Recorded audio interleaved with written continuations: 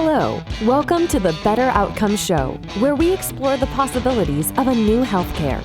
Each episode, we bring you a conversation with leaders across the healthcare industry, exploring topics ranging from new treatment techniques and interventions to novel service delivery methods and business models.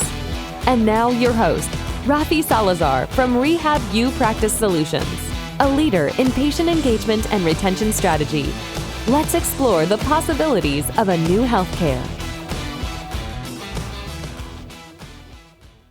Hey, welcome to another episode of the Better Outcomes Show. I'm your host, Rafi Salazar, and I think I say this a lot, but I get more and more excited about healthcare, about clinical work, about doing the stuff, if you would, making meaningful engagements with our patients every time I have one of these conversations for the podcast.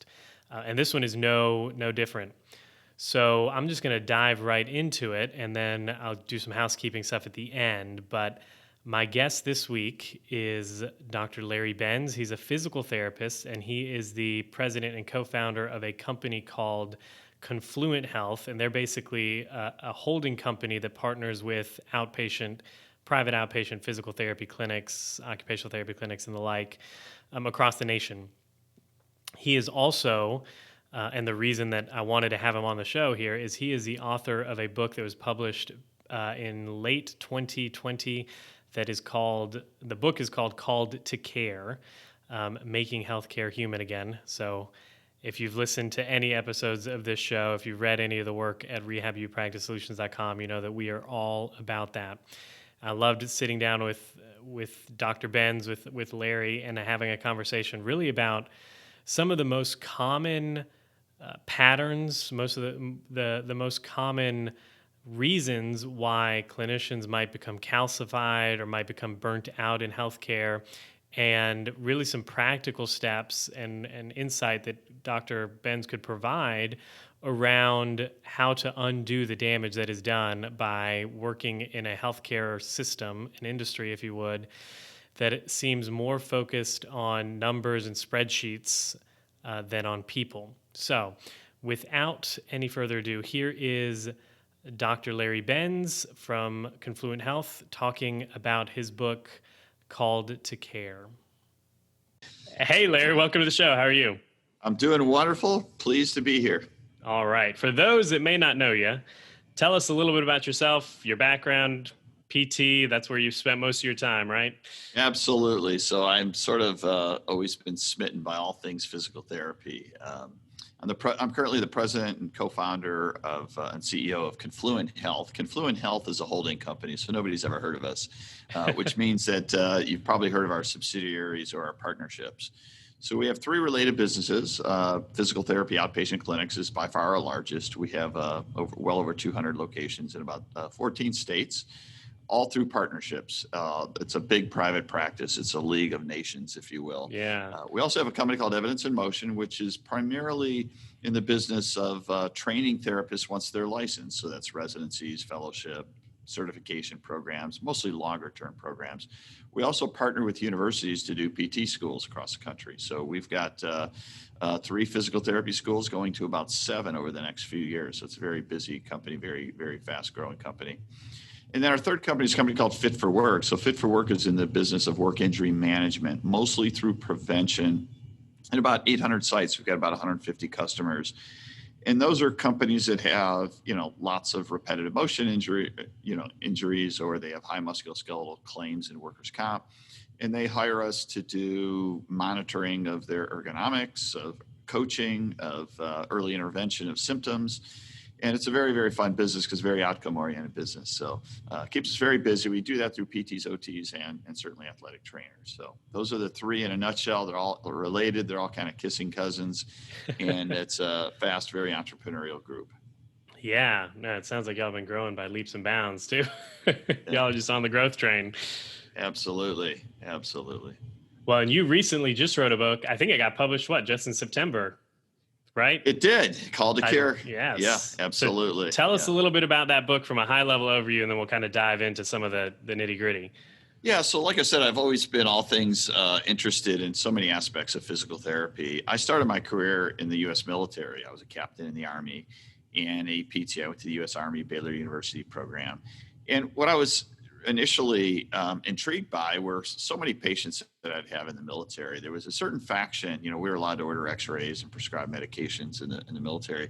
There was a sort of this subset of patients that once you told them that their x-ray was normal, they would just kind of leave, even if a limp, and they were sort of miraculously better.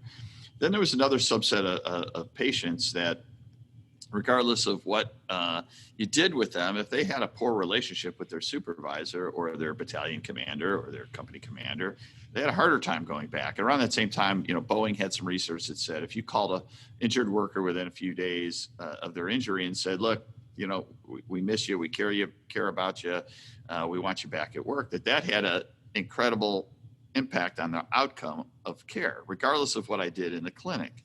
And so it occurred to me that now what we call the therapeutic alliance, which is kind of a fancy academic term, back then we called it non-clinical factors of clinical success. What were the psychosocial factors that mattered? What were the bedside manner things that mattered? What were all these things? Did they have a role in clinical outcome? And so that took me on a journey over a many-year period as I kept sort of documenting these non-clinical factors of clinical success. Also, around the same time, we started to learn that, the biological approach to treating pain isn't always the right way to go, that you need to take on sort of the biopsychosocial aspect of it. And I was interested in positive psychology and transportable concepts that we can take into PT and in healthcare that were in the literature that we may or may not have known about it. So that took me back to school at the University of Pennsylvania, sort of a long distance program, a weekend every 3 weeks for about a year. And learned under the giants of positive psychology, Marty Seligman, Angie Duckworth, all those folks who really, my intent was to learn how healthcare can be enhanced through positive psychology. And so there's just an enormous amount of research, and I distilled them to about 10 or 12 different items that could be easily translated and transported. So we started teaching PTs about it very early, everything from empathy to broaden and build to high quality connections to empathetic listening. And really to document whether it had an outcome effect, and it had a huge outcome effect. Not only did we find that it had an outcome effect, though, it also helped the therapist. So these techniques, if you will, emotional intelligence, managing yourself and others, high quality connections, it actually enhanced the physical therapist's job. It made them sort of rehumanize their efforts with the patient, as well as was an antidote to either burnout or dehumanization. And then lastly, what we found out is it made us a better organization, and it was good for business. At the end of the day, I'm an entrepreneur. I own and operate PT clinics, and it had an economic return for us as well. So the combination of a better clinical outcome, a better enhanced experience for our therapists, and a value proposition or a competitive advantage in the marketplace really was a good thing. So that's it at a high level. And we've published the research, as well as there's been additional research conducted at other universities on everything from empathy to high quality connections to broaden and build to capitalization, setting the right kind of goals, all these things, self-efficacy and the like. And really what I wanted to do was, from my capstone or thesis at University of Pennsylvania, I wanted to take that material and at some point put it not only into a course, which we've had since 2013, an online course entitled Call to Care, but I wanted to also put it in a book just to have multiple media outlets to be able to do that. So we published the book. 100% of the proceeds from the book go to various charitable efforts within the physical therapy profession, from the Foundation for Physical Therapy to healthcare disparities, minority scholarships, and the like. So we've had a lot of success, a lot of fun with that as well. Yeah, no, that's awesome. I think hearing you talk, it's like you're ticking all the boxes. So one of our big foundational pieces here at Rehab U, when we work with our clients, when we talk to students or other patients, is all about biopsychosocial approach. We're going to take a biopsychosocial approach. And I think you were getting into it. I come from not the military, but I treated veterans for a while at the VA, and it's the same basic principle, right? Like you've Absolutely. got patients that were coming in with quote unquote pain, but negative x-rays, and they're being told by their doctors, well, there's nothing wrong with you, but they're still experiencing pain. And how do we, so diving into that is super, super, super exciting. And in one of the articles that I read that you published, that's an excerpt from your book, you were talking about part of being in the military and getting through that healthcare system and being through, growing efficiencies basically, and how this drive for efficiencies has been kind of put on the pedestal by maybe healthcare consultants or whoever's running the show, right? Like it's going to make healthcare cheaper, more efficient, higher quality. But what you found is that it actually consumes time from clinicians, right? Like, so PTs in general or OTs or whoever's hands-on patients are spending a higher percentage of their time doing administrative tasks, correct? Yeah, so it's very interesting, regardless of whether you're a nurse, a physician, a physical or occupational therapist, we do everything in school to teach you how to care for patients. And that's why people are driven to the profession. They are very service oriented. They want to practice their craft.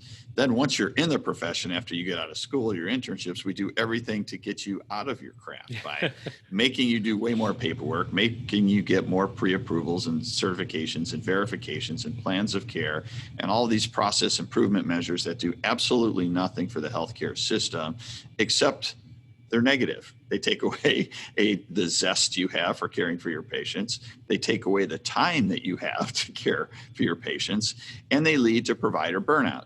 51% of physicians, according to the Foundation survey, not only are headed towards burnout, but they won't recommend the profession to their loved ones.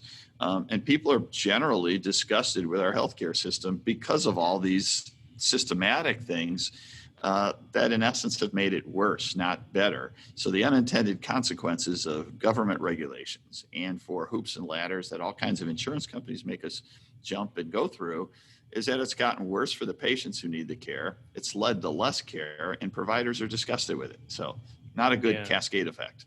Yeah. And what do you think the main driver is for all of that? Like increasing this regulatory burden or increasing the administrative burden on like front level staff or patient facing clinicians? Yeah, so, like any profession, there's good and bad in it. I think what happens is you find somebody who is an out and out fraud, doing fraudulent things like misbilling patients, purposeful, intentful, crime. They then assume everybody else is in that same boat, and they punish everybody else by somebody's willful intent to deceive or fraud. So I think that's part of it. I think in the CMS or Medicare, they were scared of the growth of PT, which they ought to be embracing, because for every dollar you spend in PT, you're going to spend downstream and concurrent costs in pharmacy, radiology, and surgery. So I think part of it was growth. And then insurance companies have a disincentive. They have a conflict of interest in paying out claims. It means they make less money. So if you really look at who is controlling a lot of the power in the U.S. right now, it's U.S. pharma companies and it's U.S. insurance companies. It's not technology companies like we used to think. It's really more the centralization of power in those companies, because at the end of the day, they have a financial incentive to really, make providers go do more work and not actually care for their beneficiaries. So at the end of the day, we have all these things happen, but not enough care in healthcare. Yeah. And like you said, it's almost set up that way when you have the large external stakeholders incentivize in one way or another. They're not going to come out and say it, but that's what they're doing. They don't want to spend money on healthcare, right? Exactly right. Yeah. All righty. So in that same article, you were talking about there's huge societal change. There's pressure on healthcare executives to figure out what's going on, to adapt, bring in new technologies, but still ultimately we're trying to get to a point of greater efficiency to reduce cost, manage greater transparencies. And I think you touched on it a little bit, but there's this fear that this ancillary healthcare spend, if you would, is getting so big. But you're saying that, let's say we spend money on PT, on OT, on some of these ancillary, wellness and preventative measures, we're spending less down the line. So is there a breakdown in maybe communicating that to those larger regulatory stakeholders, or what seems to be the disconnect between seeing that in the research and then not seeing it, play out in policy? Yeah, so we have plenty of data and plenty of studies. What we don't have is the right pathway of care and the right policies. So I can show you a number of studies, some that were released as early as last week, that show you early access and direct access to a physical therapist saves a lot of money in MRI costs for low back pain, surgeries, and the like. So we have plenty of that type of information, but unfortunately it hasn't transported into the healthcare dollar. What insurance companies tend to do is they tend to look at silos or buckets of cost: pharmacy, hospital, physician, PT, all of those things are in these buckets, but they never see that it's really not a zero-sum game. That if I spend more money in prevention and upstream items, if I spend more money in allowing a patient to directly go down a pathway where they actually get hands-on care, that will save money concurrently in x-ray, pharma, surgery, and the like. And so what we have to be able to demonstrate to them now a little bit is through pilot studies and other mechanisms that there's a net savings by enhancing PT. Our company is involved in a 2-state project right now with Anthem, where if you are a low back pain patient in Indiana or Kentucky and you access our clinics, you have zero copay for the first 5 visits. Oh, wow. And so we are demonstrating to them, and they pay us fine for those visits. We're not taking a hit on what the reimbursement level is to us. But what they're finding, of course, is that is going to save a lot of surgeries. It only takes saving a few spine surgeries to save a lot of money. You can buy a lot of PT for the cost of an MRI, and you can buy a whole lot of PT for the cost of a surgery on your spine. So these are the types of pilots that need to be highlighted, deployed, and sent around. Optum released a lot of data on direct access for PT and found that they had all kinds of savings as well. In a self-insured market, you got to keep in mind today, it's 70 to 80% of the markets are self-funded or self-insured. In our company, we're self-insured. And if you get an ache, a pain, a sprain, or a strain, you go to PT without any cost or copay, or without any copay, I should say. If you access an ER or an urgent care or a neurosurgeon for your first visit, or even a primary care surgeon, you're going to pay a lot more. And so you have to incentivize folks both through financial means, but more importantly through pathway means, by creating an awareness that, that your PT is at their disposal for those types of care. Yeah. So it's almost like a 2-pronged approach. You've got to show the data, you've got to show the stakeholders, and at the same time, you've got to create sort of that, like you said, the pathway for a patient that might not care one way or another. They're just in pain and they want to get help for it. You got to incentivize them to take the right one, right? Or the least costly one. That's exactly right. Yeah. And the concern right now is that, I certainly embrace technology. We use a lot of very progressive technology in our company, from, data stacks to virtual reality, lots of mechanisms, lots of delivery mechanisms. But at the end of the day, we have to be very careful about that, because on telehealth, if you lose a high quality connection, you're really going to contribute to a worse outcome. So you have to be extremely sensitive to body posture, facial expressions, tone and voice, all the things that we need to maintain a good quality connection. We can't literally replace physical therapy with telehealth, but we can use it as an adjunctive delivery system to help in monitoring, perhaps in triage, instruction.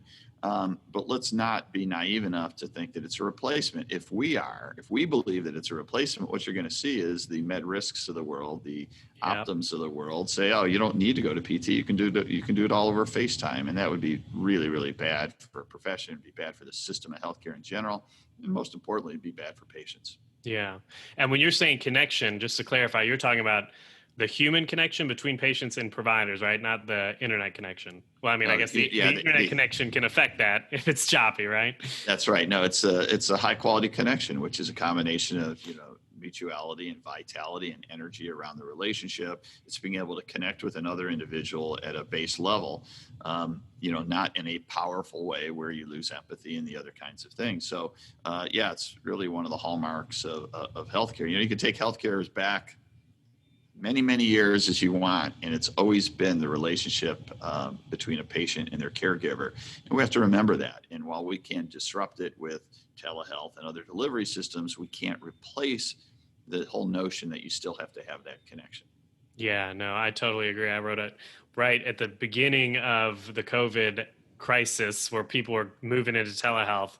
That was one of the big areas. I was hearing people say things like, "Oh yeah, we could replace in-person PT in general with telehealth." And I was like, "Whoa, wait a minute. Like, let's not throw the baby out with the bathwater," right?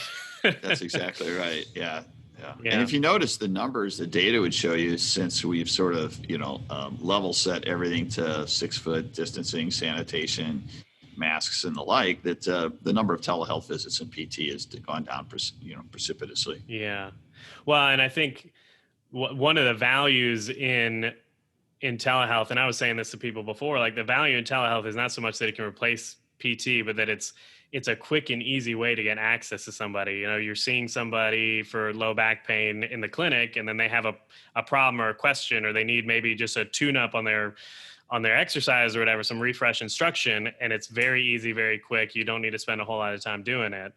But yeah, I think I'm with you there. I think we need to be prioritizing that in-person, interpersonal interactions between clinicians and clients for sure. No doubt. Yeah.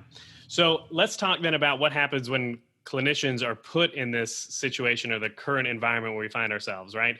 So they're being pressed for productivity, for utilization. They're doing a lot of administrative burden. And you talk about, I actually like the analogy that you got here going on of this calcification, right? Like people become, or clinicians become, at the VA, I call them apathetic, but maybe it's something similar, right? Where like they don't give patients the amount of patience that they need, right? Yep. No, that's very good. So there are really two, I think, teaching points out of all of this. So let's talk about them in their extreme. So burnout is almost like a clinical diagnosis. It's the long-term effects of dehumanization. And it's when you've lost zest for your career, your energy around the field that you practice, whether it's healthcare or not. It's where you feel you can no longer make a difference by what you do, and you literally receive no joy from it. So burnout has an antidote, and we'll get to that. But that is more of a profound effect over a longer period of time. That's much different than what I refer to as calcification, which calcification is literally the combination of fatigue, doing things over and over again, and the preponderance of as the day wears on and everything that goes with it. So you're in your sixth or seventh patient. And what you start to do is you start to look at a three-dimensional human being and make them into two dimensions. And that is referred to as dehumanization, because you no longer really think of them as Mrs. Jones. You think of it as the knee patient. And that's natural. That's human. We all do that. And so what is the antidote? What can you do for that? Which is to take some type of break that brain hacks you back into rehumanization, making sure that you can relate to them at a three-dimensional way. For some people, that's a cup of coffee. For others, it's listening to music or breathing or meditation or saying a prayer, whatever it is, whatever your thing is, recognize the symptoms of it and then take action for it. Because at the end of the day, you want to maintain that three-dimensional relationship with your patient, that they're very real, that their truth and their perspective is to be respected and honored, whether or not you agree with it or not. Share emotion and experience that you've had that's very similar to them. Do it in a manner that is more non-judgmental. And then be concerned. That's where the compassion comes in, the pro-social concern. See, as PTs, we're very, very good at pro-social concern. That's why we went in it. We want to help. Yeah. We want to do things. We want to get better. But we have to maintain the other components of empathy as well, not judgment, perspective taking, or what is known as the cognitive aspect of empathy, or the shared emotion, or the affective part of it. So that's the whole idea behind calcification, decalcification, or humanization, dehumanization. Burnout, the long-term antidote for it is also empathy, but it'll take a while to get you there. So that's about remembering why you were called to become a PT physician or whatever you were called to do, looking at those thank you notes, looking at the pictures, looking at your original PT school application of what drove you into the profession. So you literally have to go through a renewal and a reminder. We call it in our company Remind, RE:MIND, where we every month are sending vignettes, stories, and really the whole notion of what you do is incredible. You've just taken a patient who was walking in limping to now running a 10K. And unless you're reminded about that, you habituate it. One of the psychological things that happens to us as human beings is called adaptation or habituation. We do things so much that we forget how good they are. And that's not a good thing. So the only way to hack your brain from that is to be reminded of it. So burnout is in part a remind. Burnout is in part an antidote of taking that muscle of empathy and retraining for it, whether it's going back and listening to some humanities, literature, film, art, whatever your thing is, and tricking you back into why you were called to do those things to begin with. But it's not an easy process. And it's almost a behavioral health issue, frankly. And by the way, behavioral health has done very, very well with telehealth. It's probably in a COVID environment, one of the biggest, hugest concerns we have is anxiety, fear, depression, whatever. And it lends itself well. So we really think that our chronic pain patients, for example, we're going to have to virtualize part of their treatment with behavioral health. We use a little bit of VR for that, but it's also about accessing, cognitive behavioral therapy and other kinds of things that patients can access to help them in during these times. Because in a post-COVID environment, the number of patients are going to be spellbinding. The amount of PT that's going to be necessary is just incredible. So we got to be ready for it. Yeah, no, that's an interesting point you bring up about behavioral health. So I used to consult for Georgia's Department of Behavioral Health. And when COVID kicked off, we actually set up their telehealth clinical guidelines and operational guidelines. And it was so effective for them that going forward, they're like, hey, even after social distancing, we're going to bring part of the care virtual anyways, because from a cost efficiency standpoint, but then also from a access to care standpoint, it's great. And I think, like you said, our chronic pain patients really do at some point. And I know you run EIM, so I know you're with Adrian Lowe and his therapeutic pain specialist and all that kind of stuff. So you're probably on board with this too. Like the idea that we put our hands on patients and they get better is kind of flawed, especially with patients with chronic pain. And sometimes what they need is more of that behavioral health, right? There is no question about it. You have to have a combination of all the biopsychosocial things. So you have to be able to teach patients about pain, coping mechanisms, how to identify triggers, unhinging activity from pain. The more I do things doesn't necessarily cause damage to what you're doing, all those kind of basic stuff. And as you all know, most patients have never really had a good explanation of why they hurt to begin with. So you do have to, and then you have to really look at some cognitive behavioral approaches, as well as mindfulness, breathing, sleep, other types of areas, and really understand that the treatment of chronic pain now in today's environment is more about decreasing healthcare utilization, increasing activity level and enhancement, understanding the cognitive approaches of dealing with their pain, less ER visits and all the kind of economic things that you want, and certainly decrease fair anxiety, as well. So that's the modern day treatment, call it therapeutic pain specialist, pain neuroscience education. There's lots of combining pain science content that is all affirming one another. And we're going to be loaded with those kind of patients in a current COVID, but particularly post-COVID environment. There's 50 to 60 million Americans with chronic pain. It's going to be way more as we continue to fight through, this nasty virus. Yeah. Well, and some of the work you were talking about with positivity and stuff, it applies not just to patients, it applies to clinicians too, right? Like in your book, you say positivity is a learned skill that pays off not only in your own life, but also in the lives of everyone who comes into contact with you, right? So what do you do from a administrative standpoint? You've run 200 clinics, or you're managing them. So what do you do with your clinicians to keep them positive, keep them engaged, so that kind of rubs off on their patients? Yeah, it's a fair question. So I think the one thing to keep in mind is we really take the position that these cognitive skills, so-called soft skills, are critically important, and so important that we feel it's our responsibility to level set every therapist in our organization in them. So they all go through call to care training. They all go through emotional intelligence training so that they can learn how to manage themselves and their relationships, that they can learn about biases and how to, fend them off, not fight them and argue with them, but to realize that you have them and deal with them. So you have to train for them. But the other thing that I teach our therapists is that these cognitive skills are actually harder to learn than manual therapy skills. Yeah. And so you have to approach it very similar. You have to teach it, you have to live it, you have to monitor it, you have to reward for it, you have to recognize it, and you have to re-engineer it and hold people accountable to them.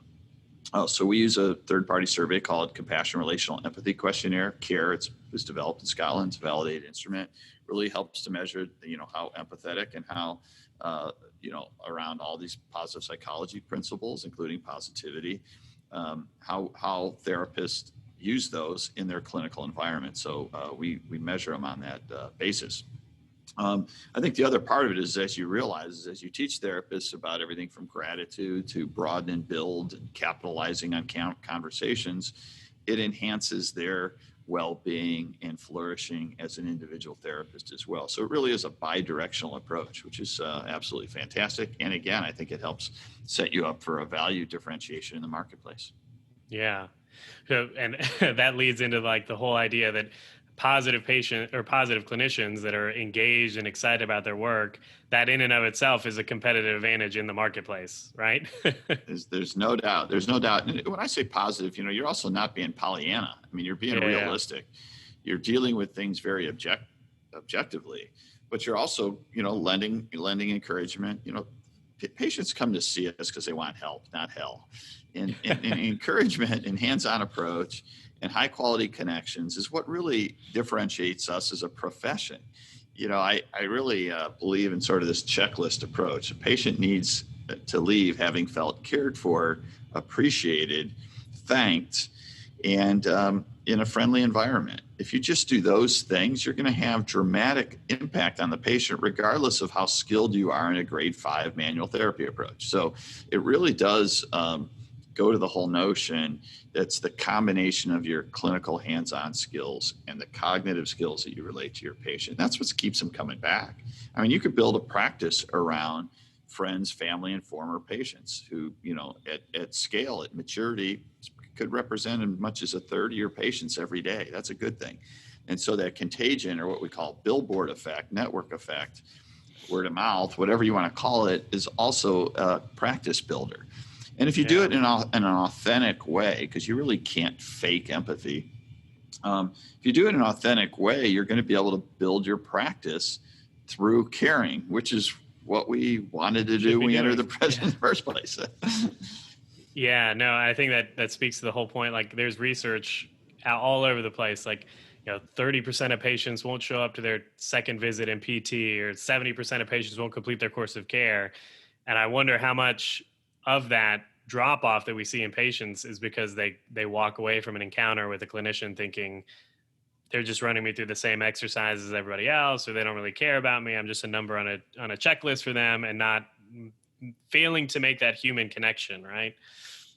That's right. And we replace that with, working on our computer right in front of a patient, not paying attention to them. And there's ways to handle that. There's all kinds of behavioral modifications you can make that allow you to document on time, be productive, and everything else. I mean, incorporating cognitive skills does not mean you have to take 2 hours with every patient. It just means you have to have a thoughtful, measured approach with every patient. We can't fight a system that says Blue Cross only pays X amount or United pays X amount. We have choices to make on whether we accept those contracts or not. And so you have to have a business model that allows you to do that. But that's not an either or. So it's not a mutually exclusive decision to have an authentic, kind, compassionate, positive approach to patient care versus having a business mindset. We built the whole company around it, and are continuing to have success. And the way you measure success is, are you growing? Are your therapists engaged? Are you attracting therapists to your organization?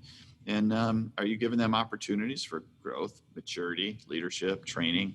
Those are all good things. And that's really, to me, the financial success is all secondary. That's all a result of all doing everything else well. So we really believe that those are drivers for a clinical practice. Yeah, no, and I love that you're talking about that. We have a couple entrepreneurs that have come on the show, and it's nice to get that view of healthcare, because a lot of times you get folks that are, I mean, for lack of a better context, they don't see the point in money, or they don't want to think it's about money. But at the same time, like, we own businesses because we want to provide for our families, right? Like, we need to make money. So that whole, what you just said, like, it's our choice whether or not we accept those contracts. That can seem very scary to maybe a new entrepreneur, a clinician that maybe owns one or two small little practices. Like, I'm going to take away and not accept Cigna or Blue Cross Blue Shield or Anthem or whatever, can be very scary if it's not a good business decision, but they feel like they need to be in network. What do you say to clinicians in that kind of circumstance? It's absolutely true. So, I take the position that it's very difficult to become a licensed physical therapist. You've had to apply to PT school. That's not easy. You've had to get through PT school. You've had to get through the rigor of the training and the testing and everything that goes with it. And so I think PTs have natural skill sets that transport themselves very well for business and entrepreneur. Unfortunately, what you see in the marketplace, I've been around a long time, and my first enemies, if you will, when I entered private practice, were other PTs, ironically enough, who weren't in private practice, who automatically assumed you were only doing it for the money or only doing it for the economic benefit. And the reality is, if you look at private practices, they have a higher percentage of board certified, PTs. They have a higher percentage of people who are involved and engaged in their community. They have a higher percentage of giving back philanthropically, Yeah. So, look at the data, look at the objective parts of it. I think the other thing we do is we give credence to people just because they have a lot of Twitter followers or a lot of likes on Facebook. It's very interesting that we teach our therapists all about evidence and all about data and interpreting research and clinical decision making and critical thinking skills. Then they automatically, for whatever reason, forget all of those things and ascribe credibility to various resources, whether it be, Twitter folks or whatever. And they never go back and say, what has that person been successful at? Show me about their organization. How many board certified therapists have they made? How many therapists have they made as owners of private practice? How many locations do they have? Are they growing their therapists? Why do people want to come to work for them? And so we have to really start applying critical thinking skills to all aspects of our lives. And as a physical therapist, whether you're an entrepreneur or not, doesn't matter, but we should be applying those same things to, other aspects of what we do in the clinical care and outside of the clinical care. As I like to say, we have all of these external factors and just not enough care.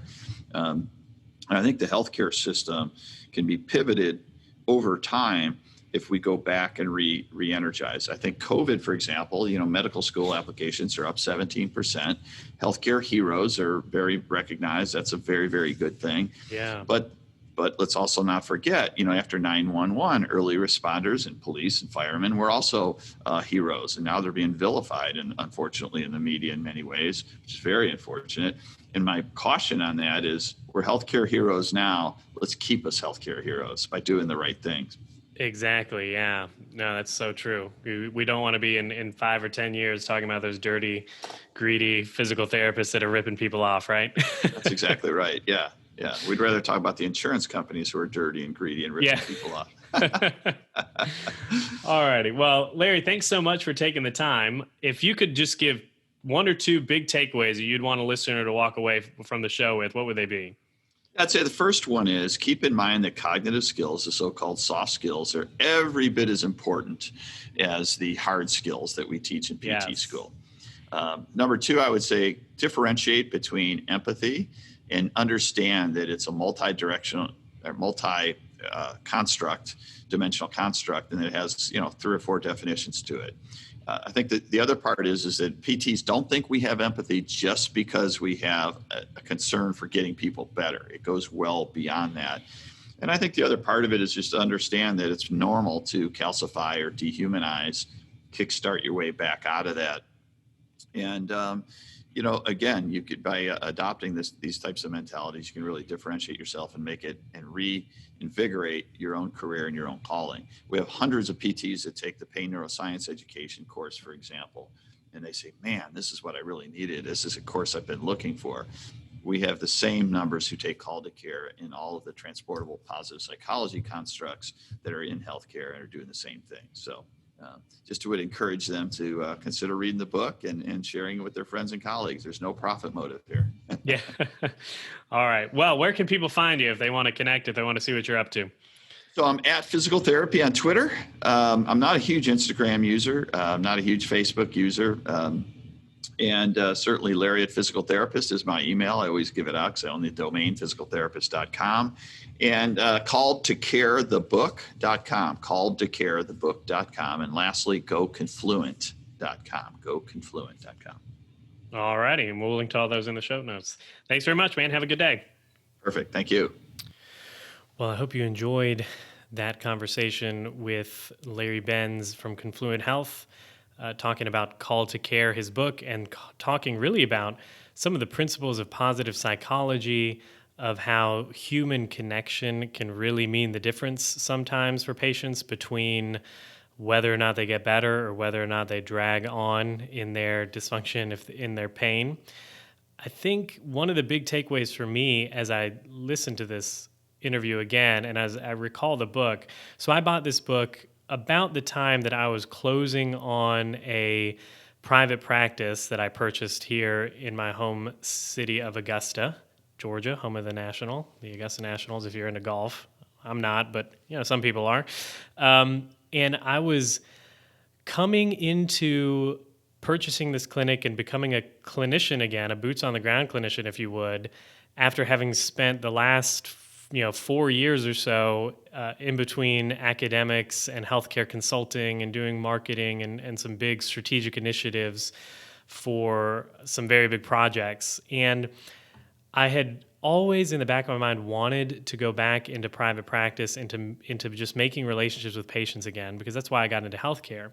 But I was a little bit disillusioned after being in and out of some of these organizations, after doing patient engagement work with clients, and just feeling this drag on the clinicians that I spoke to, the managers, the clinic directors that I worked with, around just the burden that is productivity and utilization and efficiency, and how the numbers have really taken place of people. And I was kind of hesitant about stepping back into this, not just from a having to work in it standpoint, having to be a clinician now kind of in the rat race of utilization and productivity, but being somebody that was going to be in charge of setting the culture at a clinic. And I was worried about how it would look and whether or not I'd be stuck, falling in line and doing what everyone else does and pushing some of these metrics over people. And reading the book, so I bought it shortly after it was published, shortly after I had already signed the papers to close on this clinic, and I was kind of hesitant about it, a little bit in the back of my mind about stepping back into clinical care. And reading the book just re-energized me about our role as clinicians, about the impact that we have on our patients' lives. I was talking to a colleague from the university about the time I was stepping away, about the time I was leaving to go close on this clinic. And she said, "Oh yeah, that book was on my to-read list. I wonder if it's any good." And I said, "Listen, I'm reading it right now, and it is making me fall in love with clinical care again." And I cannot thank Larry enough for taking the time to be with us for an hour or so to chat about his book, but also to share some of the insights and some of the practical advice that he gave throughout the interview about what we can do as clinicians to build empathy, to build trust, to decalcify and notice when we are feeling on the edge of burnout. So he's done a lot for the profession, for clinicians in general, and we just want to thank him for that. Anyways, if you like what we're doing here at the show, if you like the podcast, head on over to iTunes, give us a rating and review. It helps people find us. If you want to get new episodes sent straight to your inbox, you can head on over to rehabupracticesolutions.com/podcast, or you can head on over to www.betteroutcomes.show. Either one of those will take you to the same page. You can sign up, and we'll shoot you over new episodes whenever we drop them. It's usually every other week. Every now and then you'll get a bonus interview. But that's basically it. So until the next time, guys, be safe, be healthy. I will talk to you then. Thanks for listening to the Better Outcomes Show, where we explore the possibilities of a new healthcare. Our hope is that you walk away from each episode informed, equipped, and empowered to push the boundaries in your own practice or business. We want to give you the tools to help you build strong, long-lasting relationships with your patients and clients, helping meet their goals, improve their health, and achieve better outcomes. Learn more at www.rehabupracticesolutions.com. We'll catch you on the next episode.